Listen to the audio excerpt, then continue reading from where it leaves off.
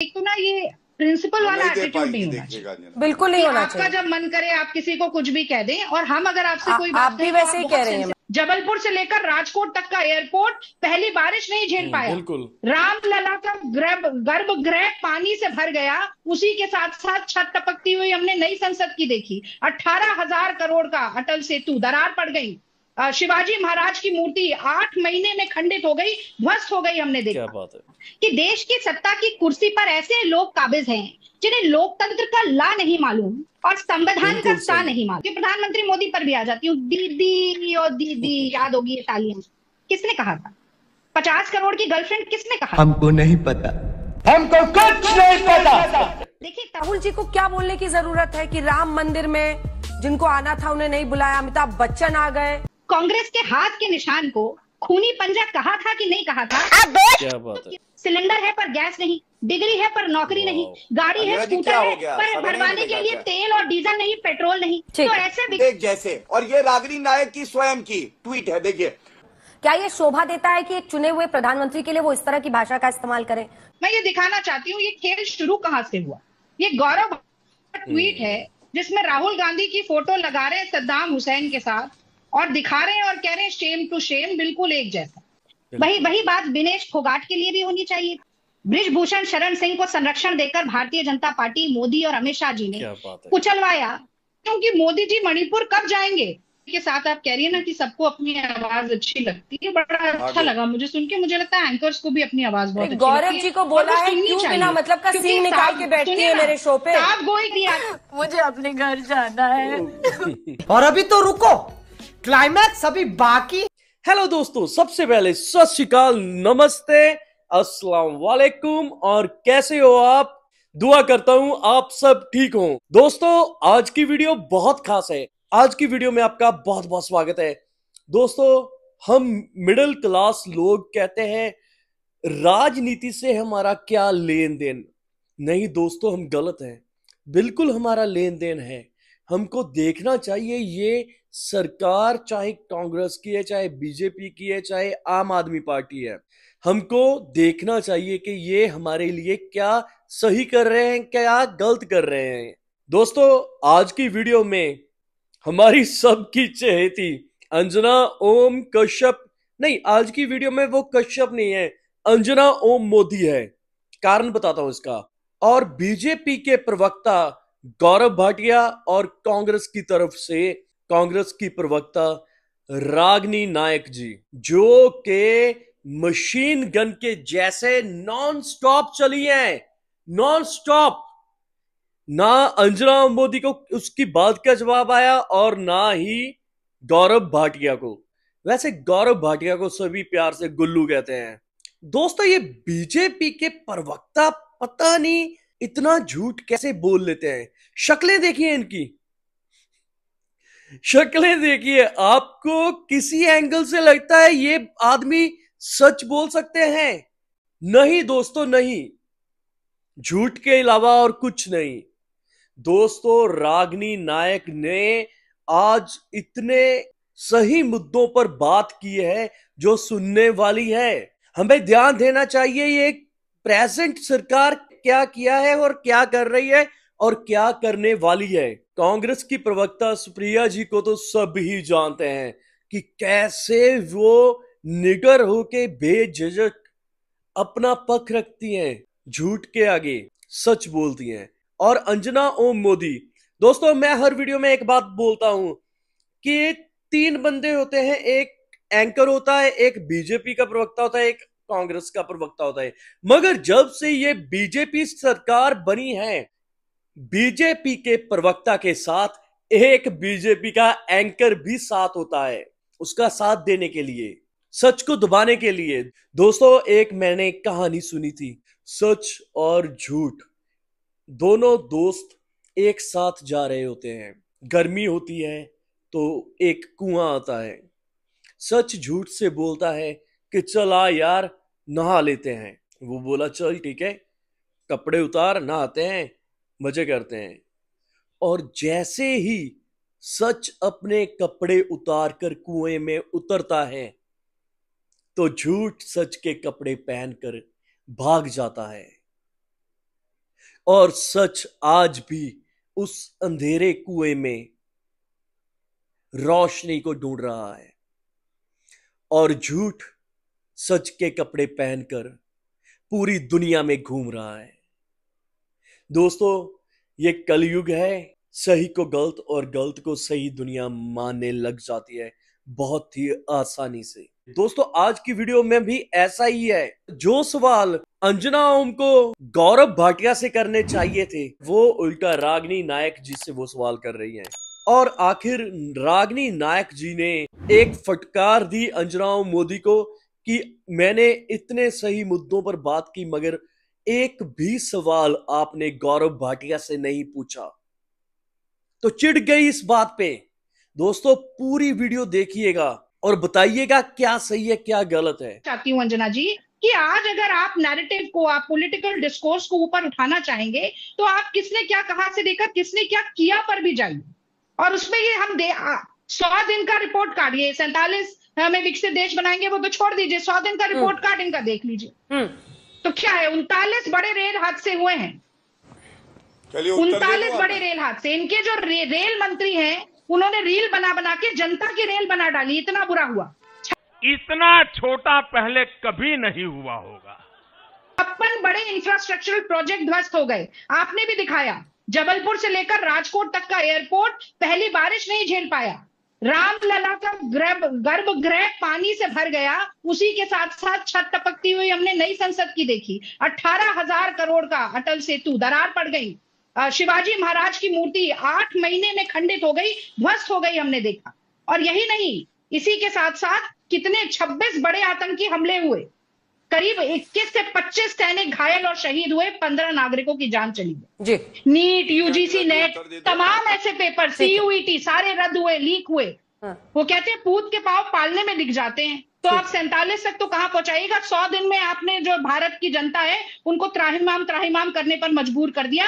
FDI जो है वो 43% नीचे गिर गई। गौरव भाटिया जी, अगर आपको पता हो, कल वोटिंग है, बाकी की टोल टैक्स 15% बढ़ गया। अंजना जी, सीएनजी का दाम बढ़ा, कमर्शियल एलपीजी का दाम बढ़ा, दूध का, दही का, टमाटर का, प्याज का, सबका दाम बढ़ा है। अब अगले राउंड में गौरव जी, लद्दाख में लगातार कल वोटिंग होनी है जम्मू कश्मीर की बाकी 40 सीटों। जनता को आप मूर्ख समझना बंद कर दीजिए।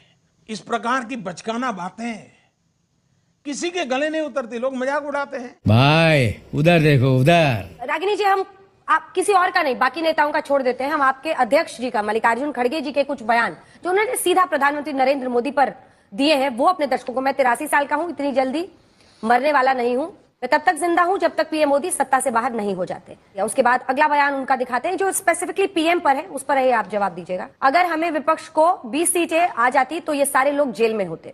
रावण से भी उन्होंने तुलना की। मैं आपसे सीधा सवाल ही पूछ लेती हूँ, ये एक के बाद एक पीएम को टारगेट करते हुए आपके अध्यक्ष के बयान है जिसकी वजह से ये बवाल इतना बढ़ गया है। क्या है आप लोगों का इस पर क्या राय है? क्या ऐसे बयानों से बचना ठीक नहीं होगा? क्या जिंदगी और मौत को सीधा किसी की सत्ता में रहने ना रहने से जोड़ना सही है? रुको जरा, सब्र करो।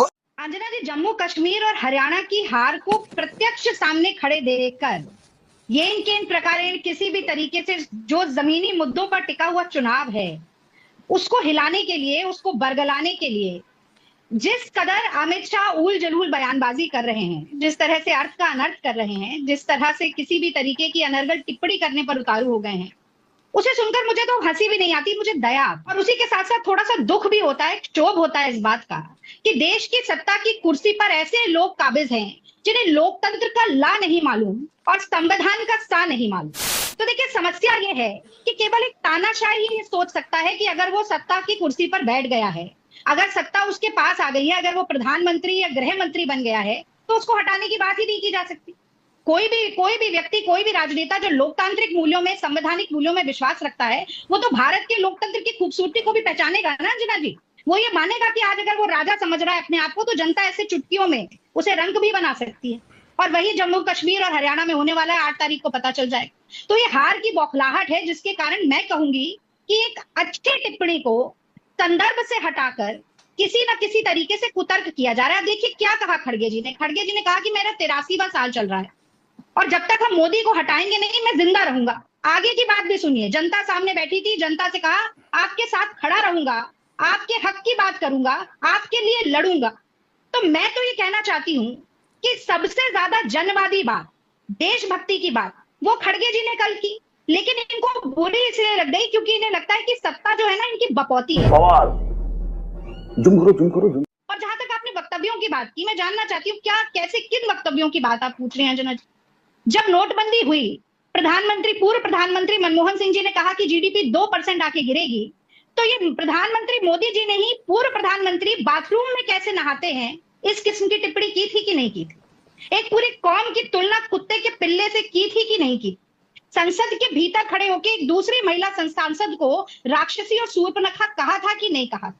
एक शहीद प्रधानमंत्री की पत्नी को, जो कि कांग्रेस की अध्यक्ष भी थी, यूपीए की चेयरपर्सन भी थी, कांग्रेस की विधवा और जर्सी गाय कहा था कि नहीं कहा? कांग्रेस के हाथ के निशान को खूनी पंजा कहा था कि नहीं कहा था? तो किसने क्या कहा, किसने नहीं कहा, ये बहुत लंबी कहानी हो जाएगी। मैं एक लाइन और बोल दूं तो मैं कथनी पर नहीं जाती, मैं करनी पर जाती हूँ। गौरव भाटिया जी ने यहाँ पर कहा विकसित भारत बनाएंगे। वैसे ही विकसित भारत बनेगा 47 में, जैसे 2022 तक किसानों की आय दुगनी हो रही थी।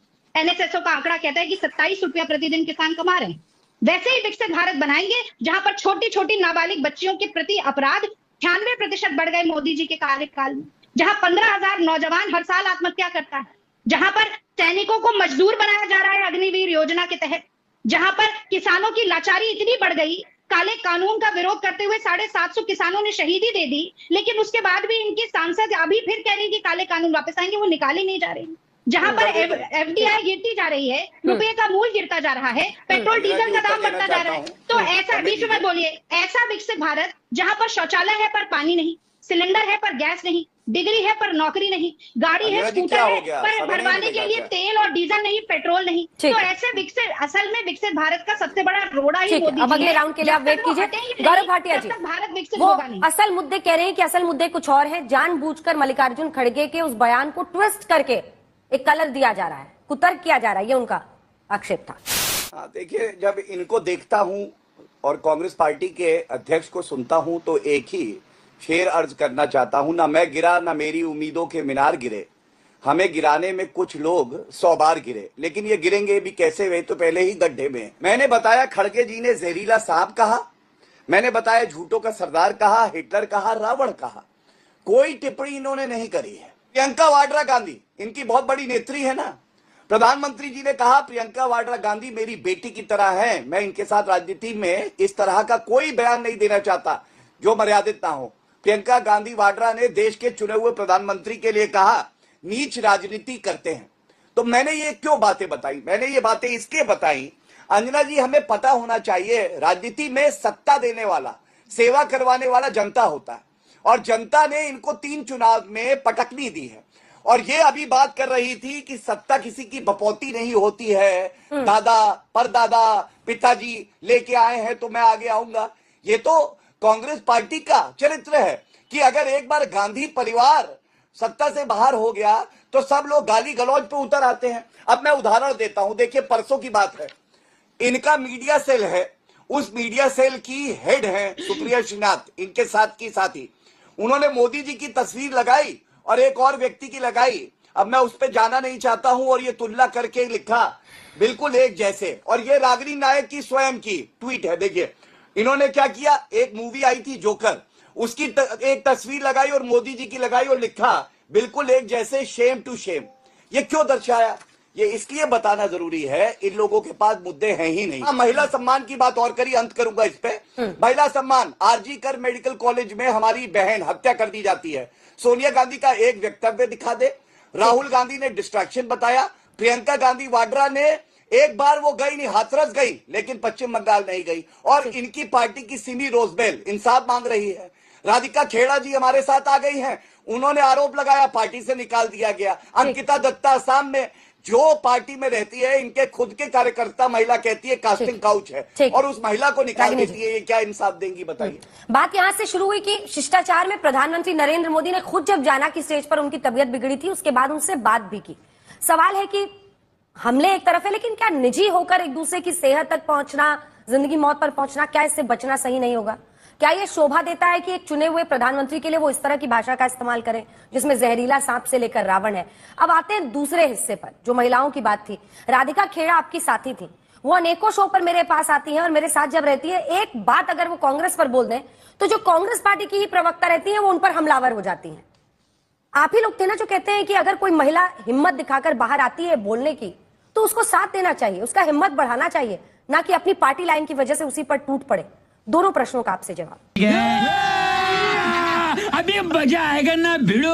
अंजना जी, मैं पहली बात तो आपके इस निष्कर्ष से बिल्कुल भी सहमत नहीं हूं।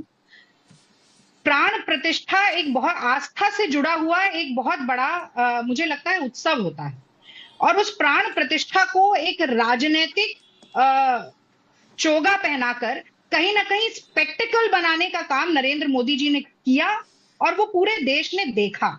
उसके बाद चुनाव हुए, जनता जनार्दन ने जो समझा उसके आधार पर वोट दिया, भारतीय जनता पार्टी वहां पर हारी। तो कृपया इस तरीके का निष्कर्ष ना निकालें कि कांग्रेस पार्टी या कांग्रेस का कोई भी नेता जो है वो रामलला के सम्मान में या राम मंदिर के सम्मान में बात नहीं कहता, अपमान करता है। मुझे लगता है, मैं फिर से उसी बात पे आऊंगी, action speak louder than words. अरे आपने इतना भ्रष्टाचार किया कि यहाँ पर रामलला के गर्भगृह में पानी भर गया, उस पर कोई जवाब नहीं दे पाए। वहां पानी भरा, यहाँ इनके मुंह में दही भर गया, कुछ नहीं कर पाए। जनता माफ नहीं करेगी। आपको याद होगा महाभारत में कहा गया था अश्वत्थामा मारा गया, और उसके बाद ये पता चला कि अश्वत्थामा हाथी था। वो अश्वत्थामा के बारे में बात नहीं की गई और ये कहा गया कि अर्ध सत्य भी असत्य होता है। तो गौरव भाटिया जी की ना बड़ी कलाकारी है कि दूसरे पर आरोप लगाओ, हिट एंड रन करो। मैं ये दिखाना चाहती हूँ ये खेल शुरू कहां से हुआ। ये गौरव ट्वीट है जिसमें राहुल गांधी की फोटो लगा रहे हैं सद्दाम हुसैन के साथ और दिखा रहे हैं और कह रहे हैं शेम टू शेम, बिल्कुल एक जैसा। और इसके बाद से ये सीरीज शुरू हो गई जिसमें तमाम लोगों ने तमाम लोगों के साथ फोटो दिखाई और कहा शेम टू शेम। उसमें गौरव भाटिया जी के लिए भी कई किस्म की तस्वीरें दिखाई गई। हालांकि मैं व्यक्तिगत नहीं होना चाहती हूँ, ये अच्छी तरीके से जानते हैं कि इनके बारे में भारतीय जनता पार्टी और तमाम विपक्ष क्या सोचता है, इनकी खुद की पार्टी भी क्या सोचती है। बहरहाल वो चर्चा का विषय नहीं है। अब मैं आगे आ जाती हूँ। अंजना जी, अच्छा लगा जब आपने आज महिलाओं के हक की बात की। मुझे लगता है कि महिलाएं चाहे किसी भी पार्टी में हो, यदि उनके साथ किसी भी तरीके की गलत बात होती है, यदि उनके सम्मान को ठेस पहुंचती है, तो जरूर कार्रवाई होनी चाहिए। और मुझे तो लगता है सबसे पहली कार्रवाई तो उस महिला को स्वयं करनी चाहिए। जिन लोगों ने भी बदतमीजी की, बड़े से बड़ा नेता क्यों ना हो, सबसे पहले निकलकर बाहर उनके खिलाफ FIR करनी चाहिए, उनको कोशिश करनी चाहिए जेल की हवा खिलाई जाए। आरोपों को सत्यापित करने के लिए भी मैं कहूंगी उसकी कोई जरूरत नहीं। वही मुझे लगता है कहीं ना कहीं बिल्किस बानो के साथ भी होना चाहिए। बिल्किस बानो दर दर की ठोकरें खाती रही, कितने साल इंसाफ का इंतजार किया, हम सबको मालूम। वही बात दिनेश फोगाट के लिए भी होनी चाहिए। बृजभूषण शरण सिंह को संरक्षण देकर भारतीय जनता पार्टी, मोदी और अमित शाह जी ने कुचलवाया, पेट पे लाते पड़वाई, बाल पकड़कर घसीटवाया उन पहलवानों को जो देश के लिए सबसे बड़ा सम्मान लेकर आते। जब वो पेरिस के ओलंपिक में विनेश फोगाट नहीं जीत पाई 100 ग्राम वजन की वजह से, तो ये जो दिखा रहे थे ना अभी मुझे 2-4 तस्वीरें, इनकी पूरी भाजपा की ट्रोल आर्मी ने विनेश फोगाट का केवल मैं कहूंगी कि कहीं ना कहीं मान हरण नहीं किया, बल्कि देश का भी किया। वही बात मैं थोड़ा सा और आगे ले जाती हूँ, प्रधानमंत्री मोदी पर भी आ जाती हूँ। दीदी और दीदी, याद होगी ये तालियां किसने कहा था? 50 करोड़ की गर्लफ्रेंड किसने कहा? हमको नहीं पता, हमको कुछ नहीं पता। देखिए, तभी मैंने आपसे कहा कि अगर आप कथनी पर जाएंगी तो बहुत लंबी फहरिस्त है। मणिशंकर अय्यर ने अपशब्द कहे प्रधानमंत्री मोदी जी के लिए, हमने उनको निलंबित किया। किसी एक नेता को बताइए जिसने निलंबित किया। अरे आप कांग्रेस पार्टी छोड़िए, महात्मा गांधी के खिलाफ नाथूराम गोडसे का महिमा मंडन करने वाली प्रज्ञा ठाकुर को इन लोगों ने सर पर बिठाया, सांसद की टिकट दी, चुनाव जितवाया। तो ये आप बात मत करिए। मुझे अपने घर जाना है। और अभी तो रुको, क्लाइमैक्स अभी बाकी। आपने शेर सुनाया, मैं आपको भी सुनाना चाहती हूँ। दूसरों पर अगर तबसरा कीजिए, पहले आईना रख लिया कीजिए, और अगर ज्यादा मुश्किल लगाओ तो साधारण शब्दों में भी कहती हूँ, सुनो, आईना जब उठाया करो पहले देखो फिर दिखाया करो। अच्छा बात नहीं है। आईना जब उठाया करो पहले देखो फिर दिखाया करो। ये बड़ी अच्छी बात कही आप। अच्छा, अभी महिलाओं की बात से थोड़ा सा और मैं इतर आकर बात करना चाहती हूँ। भाई आप ये कह रहे हैं मोदी जी मोदी जी मोदी जी, बड़ा अच्छा लगता है सुन के, मोदी जी बहुत अच्छी बात। पर मैं फिर से कहूंगी, कि लोकतांत्रिक मूल्य देश के यही कहते हैं कि कोई भी व्यक्ति सत्ता पर रह सकता है और उसको हटाने की बात की जा सकती है। हमने किसी को जान से मारने की बात नहीं की। भारतीय जनता पार्टी के नेता गाली देकर कहते थे गोली मारो, मैं उस गाली को यहाँ पर देना नहीं चाहती, मुंह से अपने निकालना नहीं चाहती। यही नेता थे भारतीय जनता पार्टी के जो लगातार हेट स्पीच देते हैं चुनाव में। इनको सुप्रीम कोर्ट तक से इंडाइट किया जाता है। मैं तो वो हेट स्पीच के शब्द भी नहीं बोलना चाहती। पर हाँ, मैं ये जरूर कहना चाहती हूँ अंजना जी कि आज अगर आप नैरेटिव को, आप पॉलिटिकल डिस्कोर्स को ऊपर उठाना चाहेंगे तो आप किसने क्या कहा से लेकर किसने क्या किया पर भी जाइए। और उसमें ये हम 100 दिन का रिपोर्ट कार्ड, ये 47 हमें विकसित देश बनाएंगे वो तो छोड़ दीजिए, 100 दिन का रिपोर्ट कार्ड इनका देख लीजिए। तो क्या है, 39 बड़े रेल हादसे हुए हैं, 39 बड़े रेल हादसे। इनके जो रेल मंत्री हैं उन्होंने रील बना बना के जनता की रेल बना डाली, इतना बुरा हुआ। बताइए ना, राहुल जी को क्या बोलने की जरूरत है कि राम मंदिर में जिनको आना था उन्हें नहीं बुलाया, अमिताभ बच्चन आ गए, नाच गाना हो रहा था, मीडिया वाले आ कर रहे थे। ये क्या तरीका है? क्या अपनी लकीर वो लंबी खींचने के लिए दूसरे की लकीर मिटाना, दूसरे के लिए अपशब्द बोलना, एक धर्म को पूरी तरह से अपमानित करना, इस तरह की बात बोलकर, वो सबके राम थे। अगर वहां अमिताभ बच्चन गए थे तो वहां बहुत सारे साधु संत भी गए थे। कौन गया नहीं गया उन पर टारगेट करने के लिए आप पूरे उस प्रतिष्ठान पर। ये अच्छी बात है कि फैजाबाद में बीजेपी को समाजवादी पार्टी के उम्मीदवार ने हराया है, लेकिन वो अलग चीज है। बार बार इस तरह की भाषा का इस्तेमाल करना आपको लगता है कि शोभनीय है आपके नेता के लिए, जो अब इस देश के नेता विपक्ष है? अंजना जी, मैं पहली बात तो आपके इस निष्कर्ष से बिल्कुल भी सहमत नहीं हूँ। प्राण प्रतिष्ठा एक बहुत आस्था से जुड़ा हुआ एक बहुत बड़ा मुझे लगता है उत्सव होता है, और उस प्राण प्रतिष्ठा को एक राजनीतिक 56 बड़े इंफ्रास्ट्रक्चरल प्रोजेक्ट ध्वस्त हो गए। आपने भी दिखाया, जबलपुर से लेकर राजकोट तक का एयरपोर्ट पहली बारिश नहीं झेल पाया। रामलला का गर्भगृह पानी से भर गया, उसी के साथ साथ छत टपकती हुई हमने नई संसद की देखी। 18,000 करोड़ का अटल सेतु, दरार पड़ गई। शिवाजी महाराज की मूर्ति 8 महीने में खंडित हो गई, ध्वस्त हो गई, हमने देखा। तुम्हें शर्म है? कुछ शर्म आया है? आप खड़गे साहब ने क्या कहा उस पर फोकस कर रहे हैं? नहीं अंजना जी, सवाल तो मैं समझता हूं, जब मैंने कहा मैं माता चोर हूं जो इसमें आया। आपने मुझसे सिलसिलेवार तरीके से कुछ सवाल पूछे। ये कहा गया कि कलकत्ता में जो एक जघन्य अपराध हुआ, राहुल गांधी उस पर कुछ नहीं बोले। राहुल गांधी सबसे पहले नेता थे जिन्होंने उस पर ट्वीट किया और स्पष्ट तौर पर कहा कि जो स्थानीय प्रशासन है उसकी जिम्मेदारी है। मैंने आपके शो पर वो पूरा ट्वीट पढ़कर भी सुनाया था, अगर आप चाहें मैं दोबारा कर सकती हूँ। अरे बाप रे, ये तो धोती खोल रहा है। पर मैं तो जानना चाहती हूँ कि मोदी जी मणिपुर कब जाएंगे? 17-18 महीने से मणिपुर जल रहा है। वहां पर पिछले 15-20 दिनों में 12-13 मौत हो चुकी है, लेकिन वहां जाने की कोई सुध नहीं है। मोदी जी चैन की बांसुरी बजा रहे हैं। आपने मुझसे 2-3 सवाल और पूछे, मैं जल्दी जल्दी से सबके जवाब दूंगी, फिर आप इनके पास जाइएगा। देखिए, अनुच्छेद 370 पर कांग्रेस पार्टी का स्टैंड भी बता दीजिएगा रागिनी जी। ठीक है, उसके लिए चलिए उस पर आ जाती हूँ, चलिए उस पर आ जाती हूँ। पहले देखिए 300 अभी बताता है भाई, अभी बताता है, अभी किया ना, अभी बताता है। 370 इतना इन्होंने हड़कंप मचाया, बीच में ना बोले। उसके बावजूद लोकसभा का चुनाव हुआ तो इनकी हिम्मत नहीं हुई एक लोकसभा की सीट कश्मीर में ये चुनाव लड़े। अच्छा, विधानसभा के चुनाव पर आ जाते हैं। जम्मू कश्मीर में अपनी प्रत्याशियों की सूची निकाली, अगले ही दिन वापस लेनी पड़ गई। हरियाणा पर भी आ जाती है। हरियाणा में 10 साल में 5 प्रदेश अध्यक्ष इनको बदलने पड़ गए, 2 मुख्यमंत्री बदलने पड़ गए। जो अभी मुख्यमंत्री साहब है उन्होंने 4 सीट बदल ली, 2 बार इन्होंने चुनाव की तारीख बदल ली। 36 इनके विधायक, सांसद और मंत्री ऐसे हैं जिन्होंने पार्टी यानी कि भारतीय जनता पार्टी ही बदल ली चुनाव से पहले, और अब ये बात कर रहे हैं कि मोदी जी ने बहुत बड़े बड़े कारनामे किए। मैंने तानाशाह शब्द का क्यों प्रयोग किया, मैं आपको बताना चाहता हूँ। देखिए, यही समस्या होती है कि जब आपको लगता है ना कि सत्ता पर आप काबिज हो गए तो बस वो कुर्सी आप पकड़कर बैठ गए, कोई हिला नहीं सकता, तो ऐसा ही विरोध होता है जैसा मैंने आपको बताया कि जम्मू कश्मीर में हुआ, हरियाणा में हुआ। और आपके जो घटक दल के ठगबंधन के साथी हैं एनडीए के, वो भी यही करवा रहे हैं आपसे। तो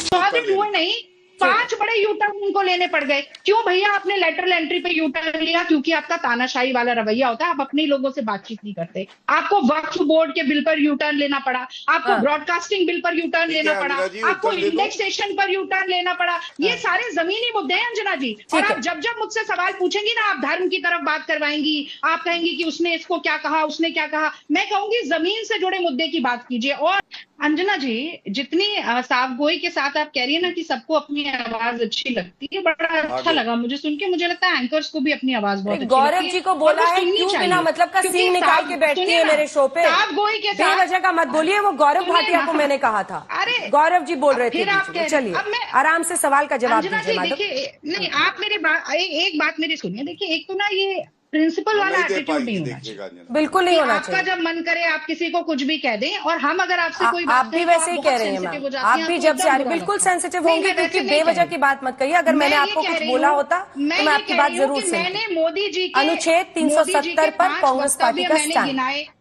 आपने गौरव भाटिया जी से ये नहीं पूछा कि साफगोई से मोदी जी ने इस तरीके की बातें क्यों कही थी? गौरव भाटिया जी बताइए इस पर क्या बात? मैंने मोदी जी का 100 दिन का रिपोर्ट कार्ड भी गिनाया, आपने उस पर भी गौरव भाटिया जी से नहीं कहा। मुझे जितने प्रश्न उनसे पूछने थे मैंने पूछ लिए हैं। अनुच्छेद 370 पर कांग्रेस पार्टी का स्टैंड बताएं, जिसके बाद में अगला प्रश्न गौरव भाटिया से लूं। कांग्रेस पार्टी ने अपने कॉमन मिनिमम प्रोग्राम में मैनिफेस्टो में 370 की बात कह दी है। जी मैं प्लीज गौरव जी पूरा करने दीजिए। बोल रहे मुझे मत भूलो कि भक्ति और पागलपन में अधिक अंतर नहीं होता। सांसारिक दृष्टि से देखो तो भक्त पागल ही जैसा दिखाई देता है। खत्म, bye bye, tata, goodbye, गया। हाँ जी दोस्तों, तो देखा आपने सच और झूठ का आमना सामना। ये कल युग का वक्त चल रहा है, सच पे झूठ हावी है, सही को गलत और गलत को सही दुनिया मानने लग जाती है बहुत ही आसानी से। तो दोस्तों, हमारा यही लक्ष्य है कि आपके सामने कैसे तैसे अपना जोर लगाकर सच सामने लेके आए। हमारा साथ दीजिए। अगर अभी तक किसी ने चैनल को सब्सक्राइब नहीं किया तो माय डेस्टिनेशन को सब्सक्राइब कर लीजिए, लाइक कर लीजिए और इस वीडियो को अपने दोस्तों, मित्रों, रिश्तेदारों के साथ शेयर जरूर कीजिए। तो मिलते हैं एक और नई वीडियो के साथ। तब तक के लिए कमल राजपूत को दीजिए इजाजत। सत श्री अकाल, नमस्ते, अस्सलाम वालेकुम, बाय बाय।